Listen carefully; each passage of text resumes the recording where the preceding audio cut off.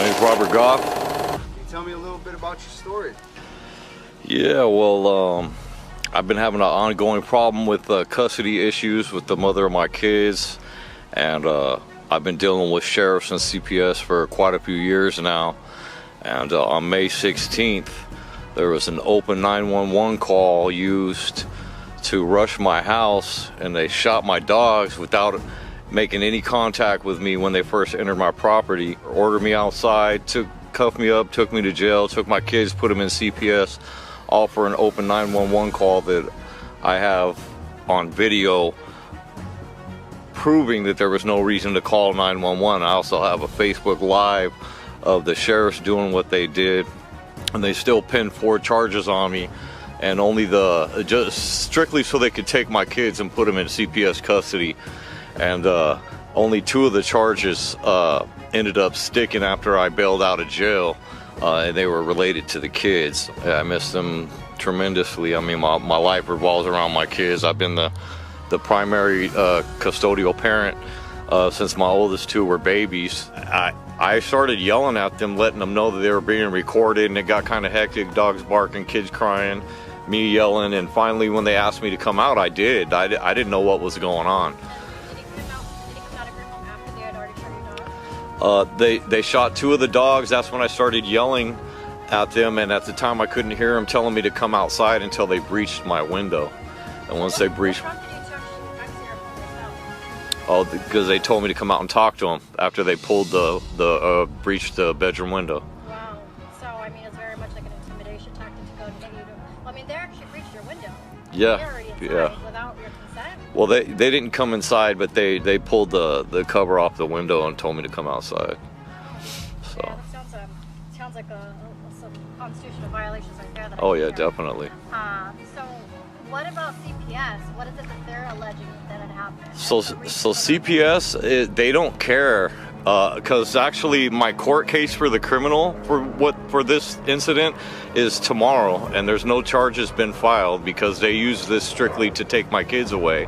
They don't care about the criminal case now because there is. Allegation against you in juvenile court? And so CPS is basically fabricated reasons to take the kids. They're saying that there is no running water at our home up in Auberry, which there is. There never has not been running water. Did the officers ever notate something with the Actually, I had already been talking to the sheriffs and CPS, and Deputy Tucker already confirmed with CPS just a couple months before this that there was running water in the house. So, and then, you know, the CPS is not talking about them visiting my house a couple months before this happened, but it did happen, and it's documented and videotaped actually too. So, the biggest allegation is that you didn't have running water? Running water, they're trying to say that my kids were dirty and that they hadn't had a change in clothes in who knows how many days, which is all false. The day I have video from the very day before this occurred, I have video from the Mono Wind Casino powwow where the kids were playing, and they had showers and fresh clothes put on that day. What's their source and how they would have? They were basically just grasping at straws and finding reasons to start a case, and they totally fabricated this. How did those stand up in court? Did you go to court? Was that decided that was untrue? You said that. Yeah, they're dragging it out actually. The first hearing was at 72 hours, and it was kind of weird because we couldn't say anything, and the judge decided that there was enough evidence to start a child dependency case, and so I've been doing everything they asked me to do. Haven't been giving them no conflict or contesting anything. I've been doing everything that they want me to do, and it seems like now they're dragging it out, so that kind of worries me. You don't see them, giving you more. They're telling us that we're in family reunification, but they're definitely dragging it out, and they're using fraud, trying to have us do classes and stuff that have absolutely nothing to do with any of the accusations, even let alone the case. Right now they got me doing, I'm in a substance abuse class because there was no substance abuse. They've already admitted to me that I don't have a substance abuse problem, but I'm being forced to do this. And you're even doing those now, right? Yeah, I'm doing that. I'm drug testing everything. I went to a mental health evaluation. The lady there twisted everything And then when I sat down to go over my treatment plan, I specifically asked her what it was based on, and she told me a couple basic answers and deliberately did not go over the details of it with me because I asked her, then had me sign a little digital signature pad across the room, and then printed it and gave it to me after I signed it. Do you know what you signed? I didn't at the time, and I definitely should not have signed that without reading it. I signed. She listed all these things that did not apply to me or my life, and said probable deterioration, and that's the medical need, and they want me to do mental health meetings for a year, and this was supposedly based off a little bit of depression and signs of anxiety from what happened with the kids. So just which was like at its worst when it first happened, which is when they evaluated me. Now I'm focused and doing everything I got to do, but they're still trying to hold that over my head. And oh, you're gonna need mental health count. And now they want me to do domestic violence and child abuse classes when none of that played a role in what happened or even what they're accusing me of. It's insane. It's a racket. It's job security for these people. They're using fraud and deliberately dragging the process out so that they can make more money. Sorry for your loss, but your dogs died because of that. No, actually, they shot my dogs with bean bags. So I apologize for not clarifying that. But yeah, they didn't die. They were injured.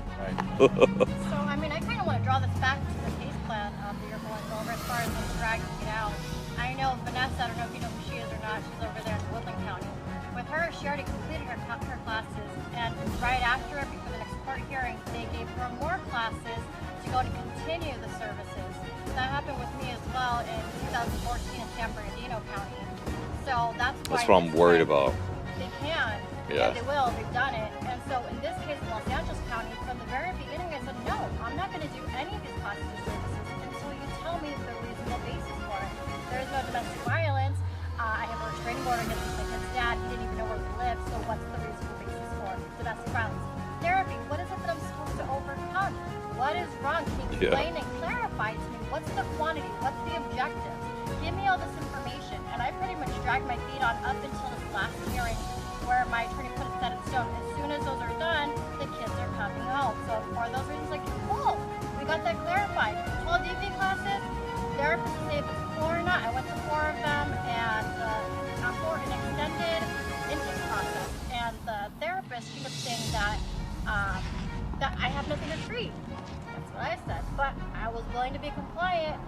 The drug screenings, I have it limited to only 5, and that's it. And then also to the parenting, I'm already pretty much done with that, and then that's it. So I think it's really important that we all start collectively saying, am I meeting these objectives? And like even emailing the social workers, is there anything else? Can you go and explain those things? And I feel like a lot of people don't really know that until they actually go through the process and you see it happen because you can feel it. Yeah. So those are my 2 cents on there. Isaac, did you have anything that you wanted to touch on? How long ago did this happen? This happened on May 16th, so just over 2 months ago.